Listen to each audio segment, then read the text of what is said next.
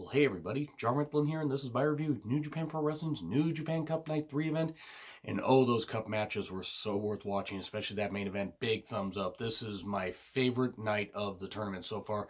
I know we're only 3 nights into a 12-show tournament, but still, this was really, really fun. And a big thank you as always, Jen, for sending me that. I really do appreciate it. Pull above my head. Please let me know there and in the comments below what you guys think. What you guys especially thought of the main event, but I thought all the New Japan Cup matches tonight were pretty terrific. Now, note first, for the Monday review, I will try to have that up Monday night / Tuesday morning, but I do have to work early, and then I'm going to be busy the rest of that day, so I will try to have that up hopefully Monday night or very early Tuesday morning. But this has been a great tournament so far, and let's get right into it. Kevin Kelly, Rocky Romero on commentary, and we start off with the first of 5 undercard matches to hype the remaining first-round matches and the upcoming second-round matches. Suzuki and Taka Michinoku versus Kojima and Yota Tsuji, mainly about Kojima and Suzuki fighting out, and like what are they going to do for their Monday match. Yota doing pretty well, even took it to Suzuki, which cost him, because then Suzuki took him out and started beating the shit out of him. Kojima and Suzuki got into it, beating each other up and everything, as they have in a lot of these tag matches. That should be a really, really fun match. Yota got back in, attacks Taka, but in the end, he taps out to a crossface variation, and it was really, really nice to see Taka get a win here. I think the Suzuki is going to beat Kojima. I did do a prediction show if you guys want to check that out really quickly after this show, of course. So far, I've gotten I've gotten most of these right. I did get the one about Juice winning totally wrong. But this was a pretty good opening match with Suzuki-gun picking up the victory. And then we go to Chase, Taiji Ishimori, Hikuleo, and Bad Luck Fale versus Yoshihashi, Yuji Nagata, Nakanishi, and Juice Robinson. And okay, the question was, were we going to possibly see Chase pin Juice again? Chase's advanced to the second round, Juice didn't. Not bad. There was some cane usage very early on. Yoshihashi did get beat up some. Heavy Hikuleo chops. That's the one thing the guy can do really well. I mean, he can do some other stuff pretty well, but he is still pretty much a rookie, but he really hits goddamn hard. The faces take over, doing some nice double teaming and some good spots and everything. Some really good flow to this, 8-man tag, though it wasn't very long. There was a nice double submission where Nagata and Nakanishi each got one of Bullet Club into a submission. Juice got tagged. And after some good exchanges and everybody running in and hitting some moves, Pulp Friction pins Hikuleo for the 1-2-3. And good stuff, good stuff overall. And then we get to Sonata, Shingo, and Bushi. So LIJ was, right up here. Had to remember where the hell I put all these shirts. They faced off against Goto, Ren Narita, and Honma. And it was pretty cool. Goto, Narita, and Honma even did like the Chaos pose and everything, which is pretty cool. If you find the time to watch this show, it is really worth it. The undercard matches are decent, but those cup matches were really, really worth it. But this is mainly to hype up Sonata and Goto, as Honma is no longer in the tournament. He fell to Taichi on night 1. And, it was good stuff. There was, Honma got beat up a bit, of course, as is tradition. I think Honma's been, he's doing it to test, his might and test his ability to work, but at the same time, it's also to show, hey, I'm willing to do this, and, I'm willing to take the licks. I mean, and the guy's really, really tough. I mean, given the injury he came back from. Narita got tagged. He went off on, everybody went off and went after Shingo, and then ended up falling to a pumping bomber soon after in 1-2-3.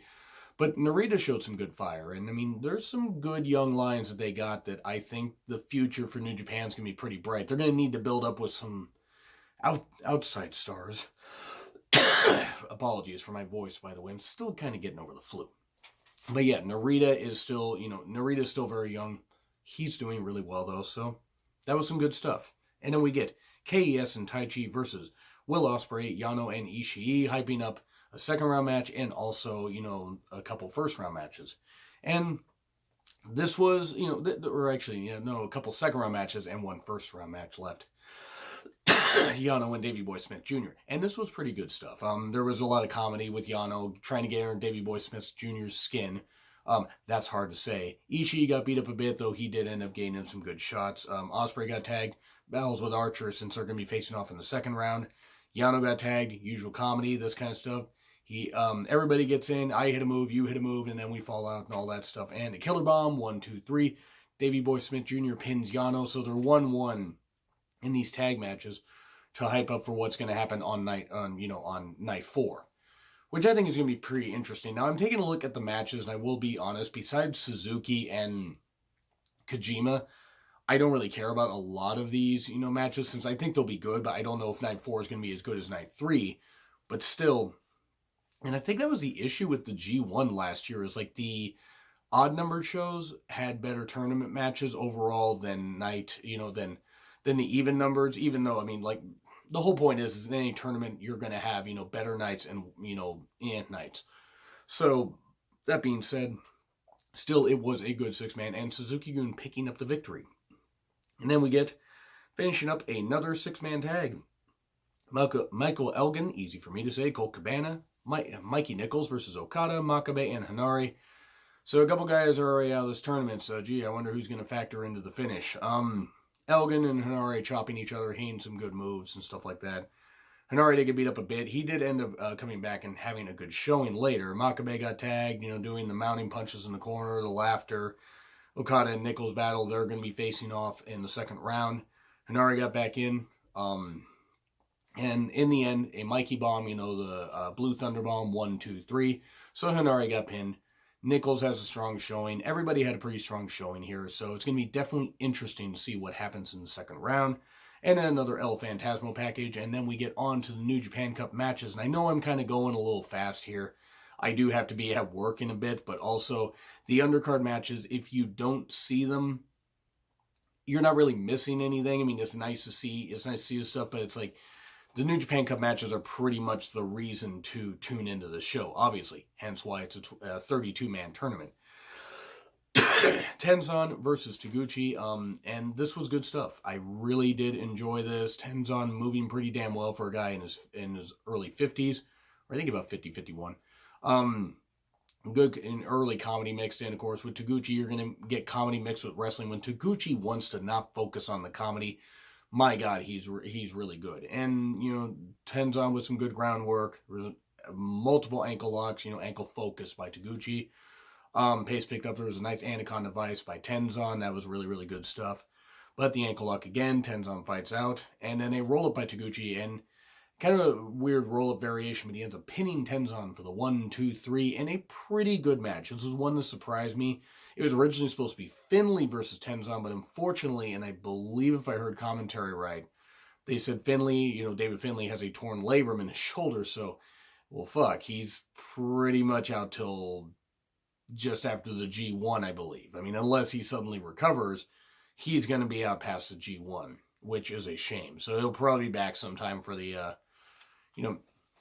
for the Road to Destruction tour, which... It's a shame, but as long as he can recover, he's young enough, he will be able to come back and be better than ever. And hopefully him and Juice can capture the tag titles at some point. But still, good stuff with Taguchi and Tenzan. And then we move on to Shota Umino versus Tanahashi. Tana, his career well established and everything. I think he's got a couple years left before he's really going to have to start slowing down. This was good stuff. A real big arrival for Shota. He did really damn well. Tana obviously was going to win. He had to.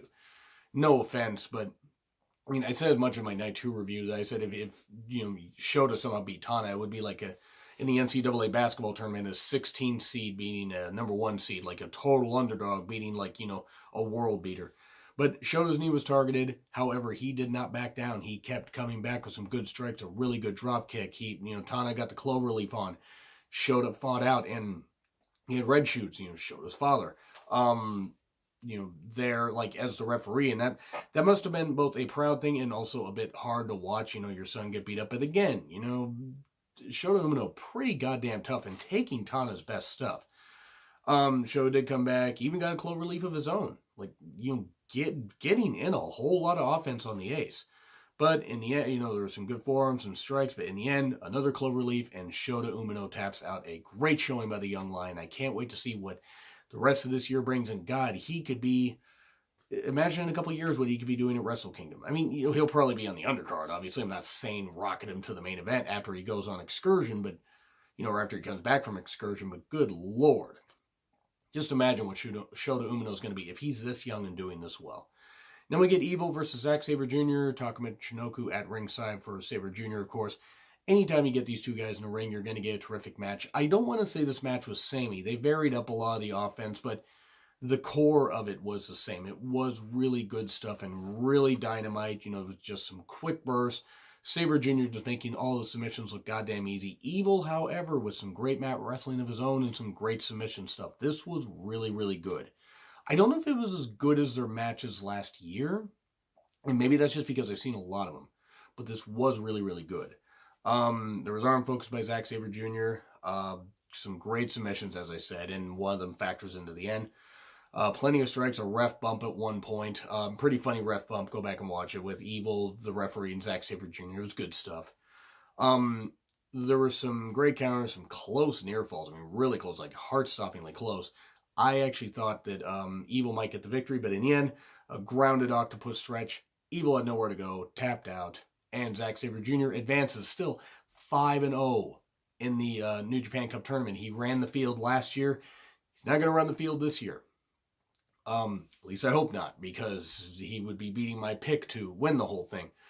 But still, that was pretty damn good stuff. And now we get to Kota Ibushi versus Tetsuya Naito. And no, my body was not ready for this, though you can figure out who I was rooting for. Even though I wanted Ibushi to win, I would have not been upset had Naito won. And I say it because Naito didn't win. This was terrific. Goddamn terrific. Wonderful fucking offense. These guys hate each other's necks. Kota doesn't just hate his opponent's neck.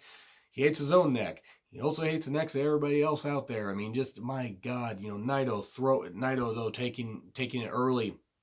Crowd was on fire, but Naito, throwing Ibushi into multiple barricades and stuff like that. Just, excuse me, some really, really good stuff. Really did enjoy this. I just got some more notes here, but just Naito focused on Ibushi's head and neck. I mean, because once again, Ibushi just came back from a concussion. Ibushi coming back, but a bad landing on the apron, which, as we know, is the hardest part of the ring. And I will never let that go, no matter the wrestling promotion, because if it's going to be drilled into my head, damn it, I'm going to keep doing it. Strikes, hard kicks, just the reversals. There's just one Destino attempt. There was a twisting Destino that almost landed a little bad. Fortunately, everybody was okay, but it looked a little bad. I understand what they were trying to do, but it was done too fast. But, oh boy. It's one spot, and I'm sorry, I had to take a moment to collect myself.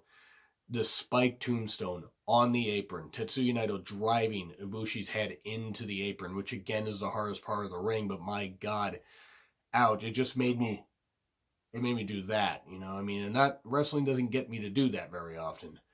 But boy, that was just impressive. This one goddamn terrific move after another, but terrific fucking match. This is right up there with Ishii and Nagata. It's probably eclipses Ishii and Nagata just a little bit. Or maybe 1 and 1A, honestly, but it was just really, really good. The Destino did get stopped. And then, Kota Ibushi, big move, big spike pile driver, and then Kamigoye, the big knee, 1, 2, 3, and Kota Ibushi is moving on into the second round.